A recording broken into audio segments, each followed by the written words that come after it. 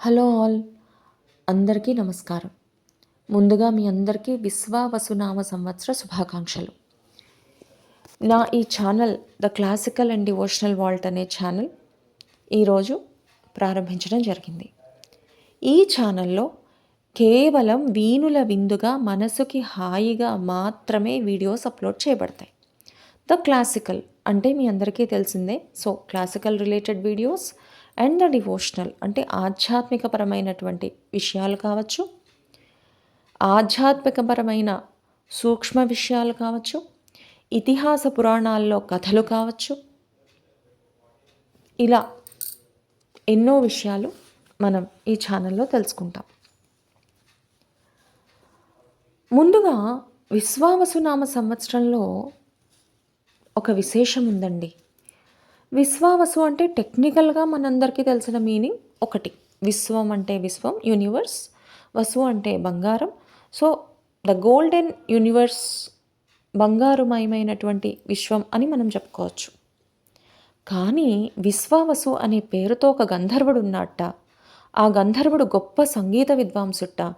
ఎంత గొప్ప సంగీత విద్వాంసుడంటే నారదుల వారికి ఒక ఇన్స్పిరేషనల్ పర్సనాలిటీట.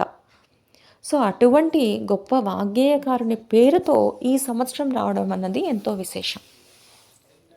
ఇదంతా నా సొంత కవిత్వం కాదండోయ్, పెద్దలు చెప్పగా విన్న మాటలు మాత్రమే.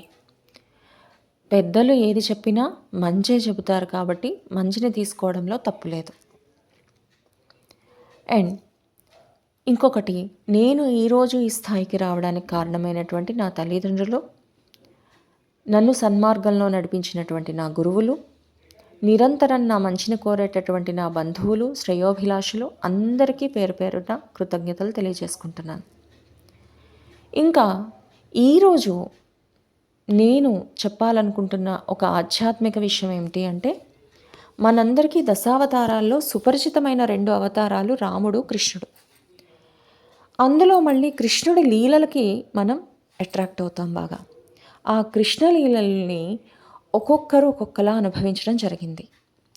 అటువంటి కృష్ణలీలల్లో ఒక చిన్న తుంటరి కృష్ణలీలని మనం ఈరోజు చెప్పుకుందాం. లీలాసుకులని పూర్వం ఒక మహానుభావులు ఉండేవారు.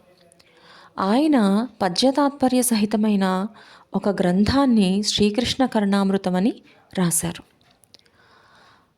పేరులోనే అమృతం ఉంది చూసారా? కృష్ణలీలల్ని వింటూ ఉంటే చెవుల్లో అమృతం పోసినట్టు ఉంటుంది మనకి. అందుకేనేమో ఆ పేరు పెట్టారు శ్రీకృష్ణ కరుణామృతం అని. ఈ శ్రీకృష్ణ కరుణామృతంలో ప్రతి శ్లోకంలో కృష్ణ లీలల్ని వివరిస్తూ, అటువంటి కృష్ణుడు నన్ను బ్రోచుగాక అని కృష్ణుణ్ణి వివిధ రకాలుగా పలు రకాలుగా ఊహిస్తూ రాసినటువంటి ఒక గ్రంథం ఇది. ఈ శ్రీకృష్ణ కరుణామృతాన్ని నా చిన్నతనంలో మా తాతగారు మమ్మల్ని బల్ల ఉయ్యాల మీద కూర్చోబెట్టుకొని శ్లోకాలు పద్యాలు చదువుతూ వాటి అర్థాలు చెప్తూ ఉండేవారు మాకు. నిజంగా పెద్దవాళ్ళు అలా చెప్పడం వల్ల ఏమో ఈనాడు ఇంత ప్రేమ పెరిగింది. చాలామందికి ఈ శ్రీకృష్ణ కరుణామృతం అనే ఒక గ్రంథం ఉందని కూడా తెలియదు. అటువంటి ఆ గ్రంథంలో ఒక శ్లోకంలో మన చిలిపి కృష్ణుడు చేసినటువంటి ఒక అమాయకమైనటువంటి ఒక లీలని మనం ఈరోజు తెలుసుకుందాం. మాతః కిం యదునాథ దేహి చషకం కిం తేన పాతుం పయస్తన్నాస్త్యజ్య కదాస్తి వా నిశి నిశాకా వా అంధకారోదయః ఆమీల్యాక్షియుగం నిశాప్యుపగతా దేహీతి మాతుర్ముహుర్వక్షోజాం శుకకర్షణోజ్జతకరః కృష్ణస్స పుష్ణాతు నః. కృష్ణుడు యశోద తల్లి దగ్గరకు వచ్చి అన్నట్ట, అమ్మా అని పిలిచేట.